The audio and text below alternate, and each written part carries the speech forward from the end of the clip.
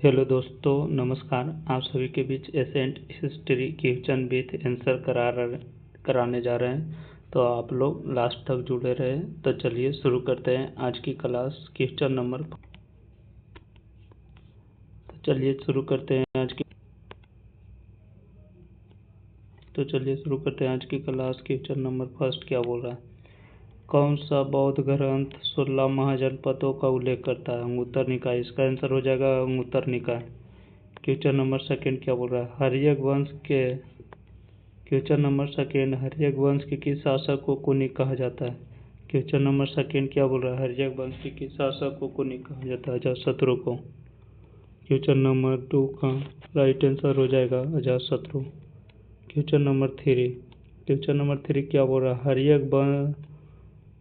Question number 3 क्या बोल रहा है? हर्यक राजवंश की स्थापना किसने किया था? बिंबिसार ने। हर्यक राजवंश की स्थापना किसने किया था? बिंबिसार ने। क्वेश्चन नंबर 4, 16 महाजनपदों की सूची उपलब्ध है किसमें? 16 महाजनपदों की सूची उपलब्ध है किसमें? अंगुत्तर निकाय में। क्वेश्चन नंबर 4 का राइट आंसर हो जाएगा अंगुत्तर निकाय। क्वेश्चन नंबर 5 क्या बोल रहा है? सेल्यूकस अपने राजदूत मेगास्थनीज को किस राजा के दरबार में भेजा था? क्वेश्चन नंबर 5 क्या बोल रहा है? सेल्यूकस ने अपने राजदूत को मेगास्थनीज को किस राजा के दरबार में भेजा था? तो चंद्रगुप्त मौर्य। क्वेश्चन नंबर 5 का आंसर हो जाएगा चंद्रगुप्त मौर्य।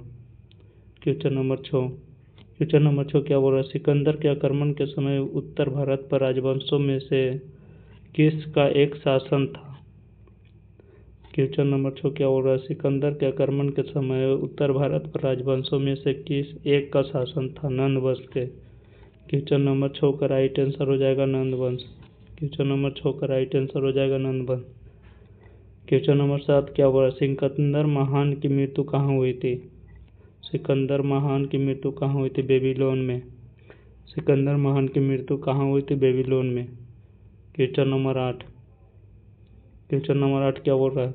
सिकंदर महान एवं पोरस की सेनाओं ने किस नदी के आमने सामने वाले तटों पर पड़ाव डाला था? झेलम नदी। क्वेश्चन नंबर 8 का राइट आंसर हो जाएगा झेलम नदी। क्वेश्चन नंबर 9, सिकंदर ने भारत पर आक्रमण कब किया था? सिकंदर ने भारत पर आक्रमण कब किया था? 326 ईसा पूर्व में। क्वेश्चन नंबर 9 का राइट आंसर हो जाएगा 326 ईसा पूर्व में। क्वेश्चन नंबर 10 क्या बोल रहा है? सिकंदर के आक्रमण के समय उत्तर भारत पर राजवंशों की किसका शासन था? क्वेश्चन नंबर 10 का राइट आंसर हो जाएगा नंद वंश। क्वेश्चन नंबर 10 का राइट आंसर हो जाएगा नंद वंश।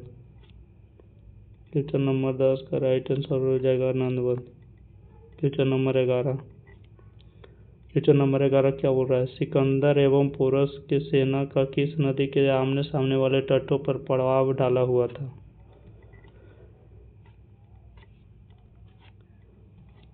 क्वेश्चन नंबर 11 का राइट आंसर हो जाएगा झेलम नदी के। क्वेश्चन नंबर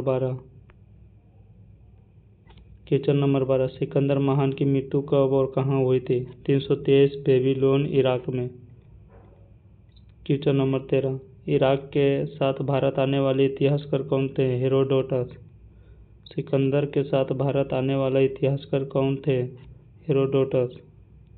क्वेश्चन नंबर 13 का राइट आंसर हो जाएगा हेरोडोटस। क्वेश्चन नंबर 14, सिकंदर के युद्ध का क्या महत्व है? यूरोप से भारत के लिए थल मार्ग खुला। सिकंदर के युद्ध का क्या महत्व है? सिकंदर के युद्ध का क्या महत्व है? यूरोप से भारत के लिए थल मार्ग खुला। सिकंदर। क्वेश्चन नंबर 15 क्या बोल रहा है? सिकंदर का मुख्य युद्ध किस नाम से जाना जाता है? हाइडर स्पीच या झेलम का युद्ध या वितस्ता का युद्ध कहा जाता है? क्वेश्चन नंबर 15 का राइट आंसर हो जाएगा हाइडर स्पीच या झेलम का युद्ध। हाइडर स्पीच या झेलम का युद्ध या वितस्ता का युद्ध। क्वेश्चन नंबर 16 क्या बोल रहा है? नागवंश का वह कौन सा शासक था जिसके समय में वैशाली में द्वितीय बौद्ध संगीति का आयोजन किया गया? उसे कर्णवर्ण के नाम से भी जाना जाता है। क्वेश्चन नंबर 16 का राइट आंसर हो जाएगा कालाशोक। क्वेश्चन नंबर 16 का राइट आंसर हो जाएगा कालाशोक। क्वेश्चन नंबर 17 शिशुनाग ने किस राज्य का विलय मगध साम्राज्य में नहीं किया था? काशी। क्वेश्चन नंबर 17 का राइट आंसर हो जाएगा काशी। क्वेश्चन नंबर 17 का राइट आंसर हो जाएगा काशी। क्वेश्चन नंबर 18 वे कौन सा पहला भारतीय राजा था जिसने अपने शक्तिशाली बनाने के लिए वैश्विक गठजोड़ की शुरुआत की थी? बिंबिसार। क्वेश्चन नंबर 18 क्या बोल रहा है? वे कौन सा पहला भारतीय राजा था जिसने अपने आप को शक्तिशाली बनाने के लिए वैश्विक गठजोड़ की शुरुआत की थी? बिंबिसार। क्वेश्चन नंबर 19 विश्व का प्रथम गणतंत्र। क्वेश्चन नंबर 19 विश्व का प्रथम गणतंत्र किसके द्वारा और कहाँ स्थापित किया गया था? लिच्छवी वंश द्वारा वैशाली में। क्वेश्चन नंबर 19 का राइट आंसर हो जाएगा लिच्छवी वंश वैशाली में। क्वेश्चन नंबर 20 क्या बोल रहा है? विश्व का पहला गणतंत्र वैशाली में किसके द्वारा स्थापित किया गया था? लिच्छवी द्वारा। क्वेश्चन नंबर 20 क्या बोल रहा है? विश्व का पहला गणतंत्र वैशाली में किसके द्वारा स्थापित किया गया था? लिच्छवी द्वारा। क्वेश्चन नंबर 21 वज्जित संघ के विरुद्ध मगध राज्य के किस शासक ने प्रथम बार रथ मुसल, एक ऐसा रथ जिसके गंदा जैसे हथियार जुड़ा है, तथा महाशिला कंटम पत्थर फेंकने वाला एक युद्ध नामक हथियारों का प्रयोग किया है? किसने किया था? अजातशत्रु ने। क्वेश्चन नंबर 21 का राइट आंसर हो जाएगा अजातशत्रु। क्वेश्चन नंबर 21 का राइट आंसर हो जाएगा अजातशत्रु। क्वेश्चन नंबर 22 वज्जित संघ के विरुद्ध मगध के किस शासक ने प्रथम बार रथ मुसल तथा महाशिलाकंटक नामक हथियारों का प्रयोग किया था? अजातशत्रु ने। क्वेश्चन नंबर 22 का राइट आंसर हो जाएगा अजातशत्रु ने। महान सिकंदर की मृत्यु कौन ईस्वी में हुई थी? 323 ईसा पूर्व में। क्वेश्चन नंबर 23 महान सिकंदर की मृत्यु कौन से ईस्वी पूर्व में हुई थी? 323 ईसा पूर्व में। क्वेश्चन नंबर 24 महाजनपदों का उदय कब हुआ था? 6ठी शताब्दी ईसा में।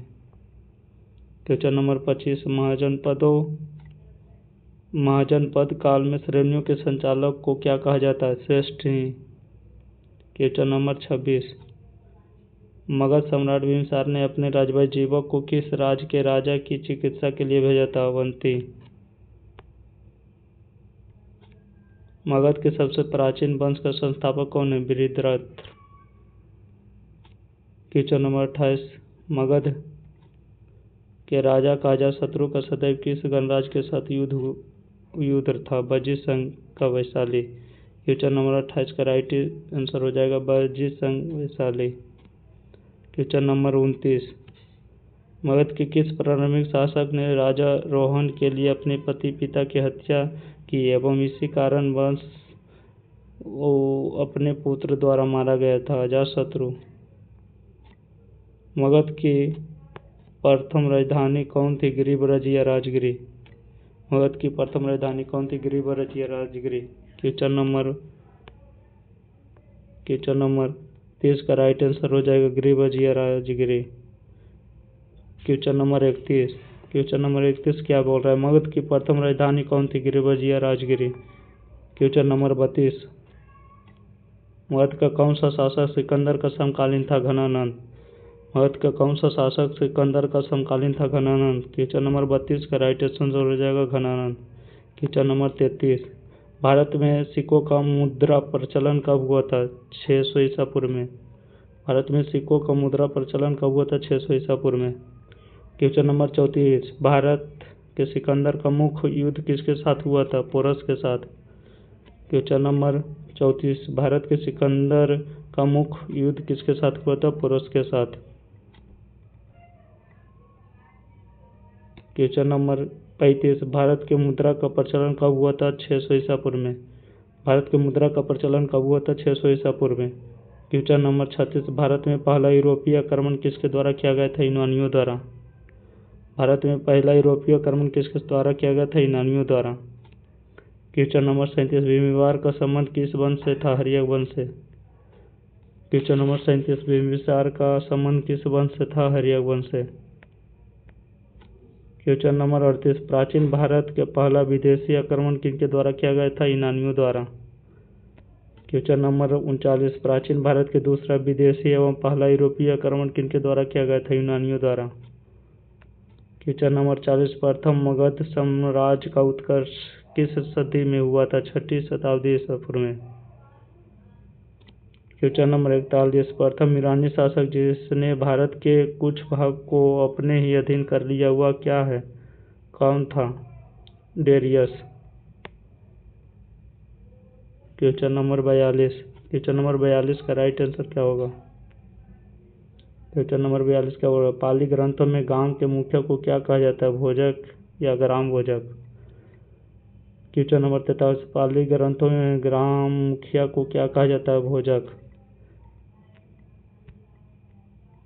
क्वेश्चन नंबर 44, पहला ईरानी शासक जिसने भारत के कुछ भाग को अपने अधीन किया था? डेरियस। क्वेश्चन नंबर 45, निम्न राजाओं पर विचार कीजिए: अजातशत्रु, बिंबिसार और Prasenjit Singh.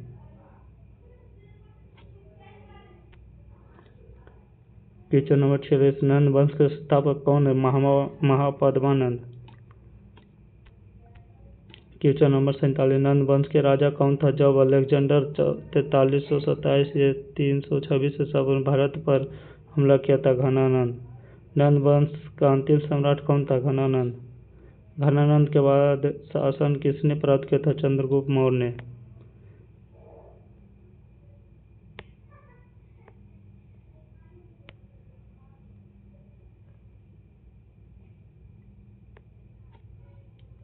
Question number 50, Darius Rai Bahadur ने तना सिंह के भूभाग को जीतकर इसे ईरान में बनाया, उसे कितने राजस्व के 322 टैलेंट। 6वीं शताब्दी में भारत सबसे शक्तिशाली कौन था? मगध। 6वीं शताब्दी में भारत शक्तिशाली राज्य कौन था? मगध। तो चलिए आज का क्लास यहीं तक समाप्त करते हैं। तो आप लोग डेली जुड़े रहें और इसी तरह से डेली वीडियो बनाते रहेंगे। तो चलिए, इसका PDF आप लोग चाहते हैं तो टेलीग्राम से जुड़िए। और तो चलिए आज का क्लास यहीं समाप्त करते हैं। जय हिंद, जय भारत। बाकी का क्लास कल